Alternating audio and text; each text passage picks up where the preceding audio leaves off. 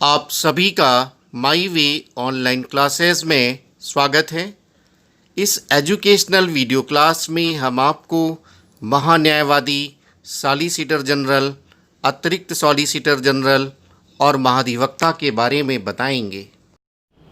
महान्यायवादी, attorney general of India, इस topic में हम सभी अध्ययन करेंगे महान्यायवादी से संबंधित संवैधानिक प्रावधान क्या है, महान्यायवादी पद की आवश्यकता क्यों है, इसकी नियुक्ति कैसे होती है, योग्यता क्या है, महान्यायवादी के कर्तव्य क्या है, ड्यूटीज़ एंड पावर्स, अधिकार क्या हैं, संसद में भाग लेने के अधिकार के संबंध में क्या प्रावधान है, पारिश्रमिक कितना प्राप्त होता है, पदमुक्त कैसे होती है, और इसके अलावा भी भारतीय संविधान के अध्ययन में आपने कुछ शब्दावलियाँ प्राप्त की होंगी। सॉलिसिटर जनरल, अतिरिक्त सॉलिसिटर जनरल, महाधिवक्ता, इनका महान्यायवादी से क्या रिलेशन है, इस बात को भी समझेंगे। भारतीय संविधान के अध्ययन के क्रम में आपने भारतीय संविधान के भाग पढ़े हैं। एजुकेशनल वीडियो क्लास में बताया गया है, पढ़ाया गया है, जिसका लिंक नीचे दिया गया है। सभी विद्यार्थी उसको एक बार देख लेंगे। इसमें भाग 5 का उल्लेख है और भाग 5 में 5 अध्याय की बात है। अध्याय 1, 2, अध्याय 3, अध्याय 4, अध्याय 5। अध्याय 1 में कार्यपालिका के संदर्भ में संवैधानिक प्रावधानों का उल्लेख है। अध्याय 2 में संसद के बारे में है, जिसका अध्ययन अभी आगे हम सब लोग करेंगे। अध्याय 3 में राष्ट्रपति की विधायी शक्तियों का उल्लेख है। अध्यादेश के संदर्भ में कुछ बातें हम पढ़ चुके हैं। और अध्याय 4 में संघ की न्यायपालिका का उल्लेख है।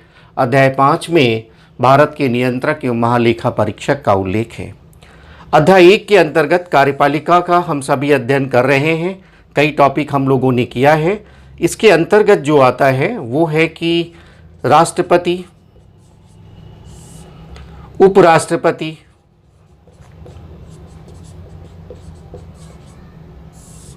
राष्ट्रपति की सहायता के लिए एक मंत्रिपरिषद का उल्लेख है, जिसका हम सभी ने अध्ययन किया है। और इसी मंत्रिपरिषद की सलाह से राष्ट्रपति कार्य करता है।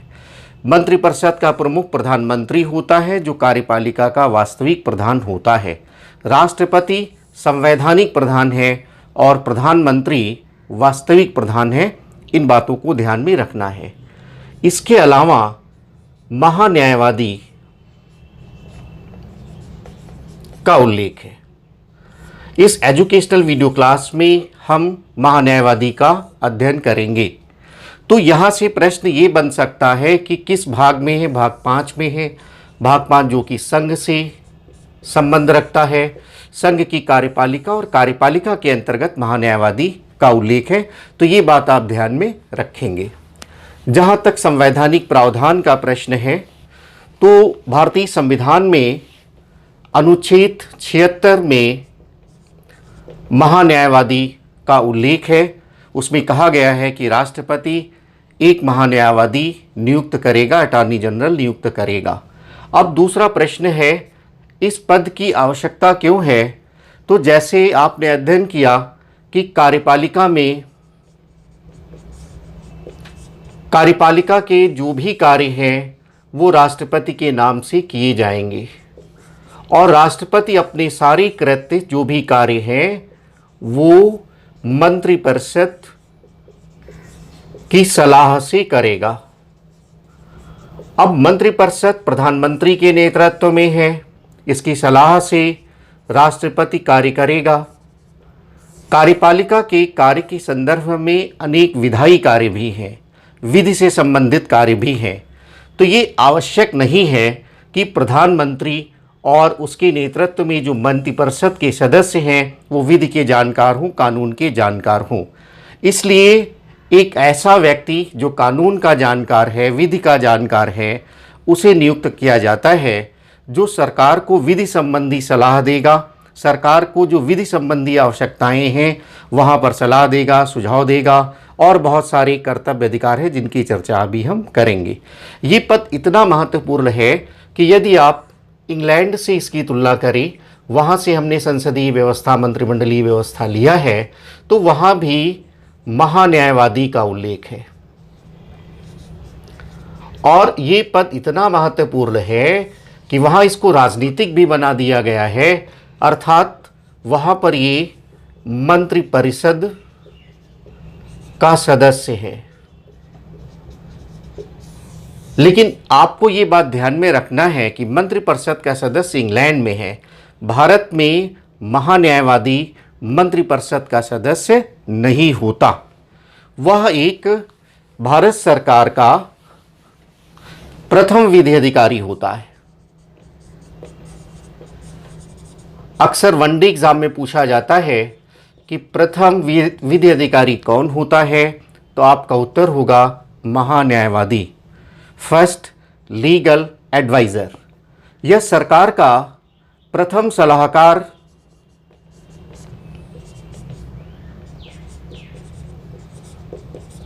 और इसमें एक शब्द और, विधि सलाहकार, लीगल एडवाइज़र कौन होता है, तो वो महान्यायवादी। ऐसे प्रश्न आपके एग्जाम में आते हैं, ये आप ध्यान में रखेंगे। तो आवश्यकता क्यों, इसके बाद नियुक्ति कौन करता है, तो अनुच्छेद 76 में ही कहा गया है कि महान्यायवादी की नियुक्ति राष्ट्रपति करेगा। अब जैसा हम सब जानते हैं, राष्ट्रपति की नियुक्ति संबंधी अधिकार में राष्ट्रपति जो भी नियुक्त करता है वो मंत्रिमंडल की सलाह से करता है। तो मंत्रिमंडल की सलाह से ही यह भी नियुक्त करता है, महान्यायवादी के पद की भी नियुक्त करता है राष्ट्रपति। योग्यता का जहां तक प्रश्न है, तो महान्यायवादी के पद के लिए जो योग्यता है वो है सर्वोच्च न्यायालय के न्यायाधीश के समान। और सर्वोच्च न्यायालय के न्यायाधीश के लिए ये आवश्यक होता है कि वह किसी उच्च न्यायालय में, हाई कोर्ट में, या एक से अधिक हाई कोर्ट्स में, उच्च न्यायालयों में 5 वर्ष तक न्यायाधीश के पद तक रहा हो, कम से कम 5 वर्ष तक न्यायाधीश के पद पर रहा हो।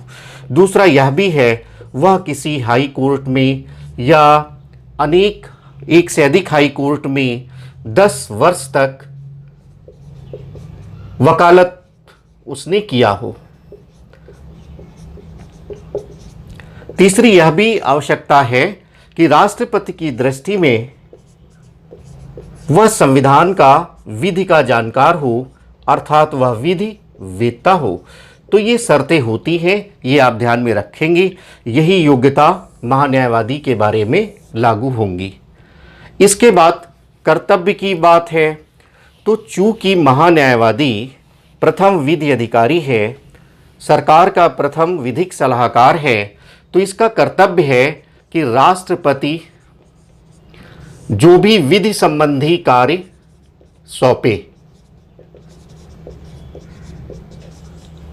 ये इसका कर्तव्य है, इसका दायित्व है। दूसरा, भारत राज्य क्षेत्र के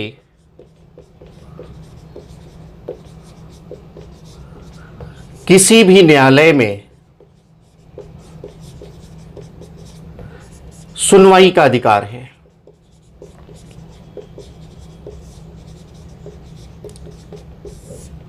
यह भी इसका अधिकार होता है, कर्तव्य अधिकार में आता है।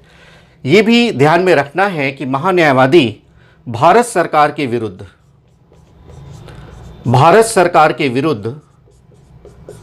सलाह नहीं दे सकता है। भारत सरकार का विधिक सलाहकार है, तो भारत सरकार के विरुद्ध सलाह नहीं दे सकता है। दूसरी बात, ना तो ये भारत सरकार के विरुद्ध मुकदमा लड़ सकता है, मुकदमा ले सकता है, यह भी नहीं कर सकता है। किसी भी अभियुक्त की प्रतिरक्षा नहीं कर सकता। जिसको दंड दिया गया है उसका केस नहीं लड़ सकता, अभियुक्त का केस नहीं लड़ सकता। तो ये भी बात आपको ध्यान में रखना है। तो कर्तव्य अधिकार के संदर्भ में राष्ट्रपति विधि संबंधी जो भी दायित्व उसे सौंपे, भारत के राज्य क्षेत्र में किसी भी न्यायालय में उसे सुनवाई का अधिकार है, भारत सरकार का वह पक्ष रखता है और भारत सरकार के विरुद्ध सलाह नहीं दे सकता, मुकदमा नहीं ले सकता और किसी अभियुक्त की प्रतिरक्षा नहीं कर सकता। तो ये कर्तव्य अधिकार के संदर्भ में बातें आपको ध्यान में रखना है। जहाँ तक संसद में भाग लेने का अधिकार है, तो महान्यायवादी संसद के दोनों सदनों में, लोकसभा में और राज्यसभा में सदन की कार्यवाही में भाग ले सकता है। इसके अलावा अगर संयुक्त अधिवेशन है तो उसमें भी वह भाग ले सकता है। अगर किसी संसदीय समिति का सदस्य है तो वह भी वह भागीदारी कर सकता है। तो संसद में भाग लेने के अधिकार के संदर्भ में आपको ध्यान रखना है, ये एक बहुत विशेष अधिकार है महान्यायवादी के पास में कि वह सदन की बैठक में भाग ले सकता है, चाहे वह लोकसभा हो, राज्यसभा हो। संयुक्त अधिवेशन में भागीदारी कर सकता है, संसदीय समिति में भागीदारी कर सकता है, कार्यवाही में भागीदारी करेगा, बोल सकता है। लेकिन जो बात आपको ध्यान में रखना है वो ये है कि वह मतदान नहीं कर सकता, सदन का सदस्य नहीं है इसलिए वह मतदान नहीं कर सकता। तो ये बात आप विशेष ध्यान में रखेंगे। जहाँ तक पारिश्रमिक का प्रश्न है तो राष्ट्रपति की इच्छा पर आधारित है। राष्ट्रपति पारिश्रमिक निर्धारित करता है मंत्रिपरिषद की सलाह से, और सामान्य रूप से जब भी कार्यवाही में किसी न्यायालय में उपस्थित होता है तो प्रतिदिन के हिसाब से जो सरकार निर्धारित करती है, मंत्रिमंडल जो निर्णय करता है वही उसे प्राप्त होता है। पद मुक्ति में भी ये बात ध्यान में रखना है, चूंकि राष्ट्रपति नियुक्त करता है तो राष्ट्रपति के प्रसाद पर्यंत वह पद पर रहता है, यानी जब तक राष्ट्रपति चाहेगा तभी तक वह पद पर रहेगा। सामान्य परंपरा क्या है कि सामान्य परंपरा में ये बात आपको ध्यान रखना है, भारतीय संदर्भ में चूंकि सरकार का विधिक सलाहकार है, मंत्रिपरिषद की सलाह से उसकी नियुक्त होती है, तो सामान्य परंपरा में जब सरकार त्यागपत्र देती है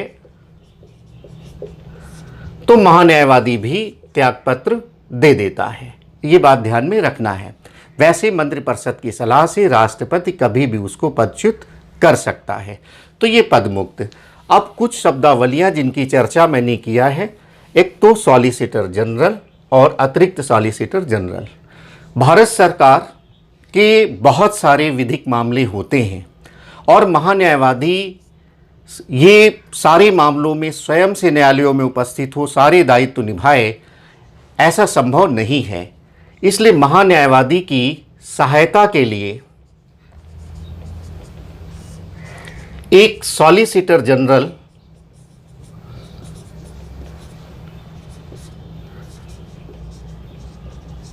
की नियुक्ति की जाती है। महान्यायवादी की सहायता के लिए सॉलिसिटर जनरल, यानी महान्यायवादी के अंतर्गत सॉलिसिटर जनरल कार्य करेगा और सॉलिसिटर जनरल की सहायता के लिए अनेक एडिशनल अतिरिक्त सॉलिसिटर जनरल की नियुक्ति होती है। तो एक क्रम बन जाता है, महान्यायवादी की सहायता के लिए सॉलिसिटर जनरल और सॉलिसिटर जनरल की सहायता के लिए अतिरिक्त सॉलिसिटर जनरल की नियुक्ति होती है। तो ये सीक्वेंस आप याद रखेंगे और अगर कोई कंफ्यूजन पहले रहा हो तो इसको दूर करेंगे। एक शब्द आता है महाधिवक्ता, एडवोकेट जनरल। तो महाधिवक्ता में अनुच्छेद 165 को ध्यान में रखेंगे। जिस प्रकार संघ के संदर्भ में अटॉर्नी जनरल है, महान्यायवादी है, वैसे ही राज्य के संदर्भ में महाधिवक्ता का पद होता है। अब केंद्र के संदर्भ में नियुक्त राष्ट्रपति करता है, महान्यायवादी की पदच्युत राष्ट्रपति करता है, तो राज्य के संदर्भ में राज्यपाल करेगा। तो जिस प्रकार केंद्र में महान्यायवादी का पद है, उसी प्रकार राज्य में महाधिवक्ता का पद आता है।